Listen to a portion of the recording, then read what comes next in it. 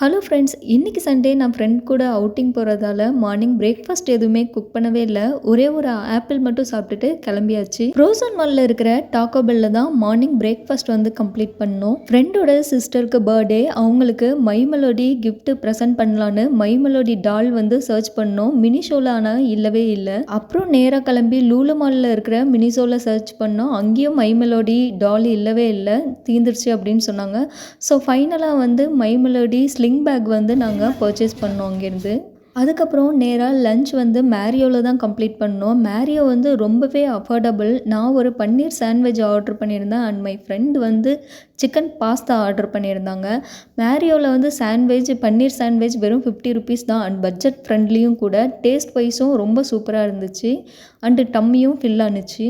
அதுக்கப்புறம் நாங்கள் காந்திபுரம் பேக் சைடில் இருக்கிற கமலம் துரைசாமி மஹாலில் உடன் எக்ஸ்போ நடந்துகிட்டு இருந்துச்சு. அங்கே போய் பார்த்தோம். எல்லாமே கிச்சன் அசசரிஸ் எல்லாம் 20 ருபீஸ்லேருந்தே ஸ்டார்ட் ஆகுதுன்னு வீடியோ போட்டிருந்தாங்க. அந்த வீடியோ பார்த்துட்டு தான் நாங்களும் உள்ளே போய் பார்த்தோம். பட் ஷாக்கிங் தான்.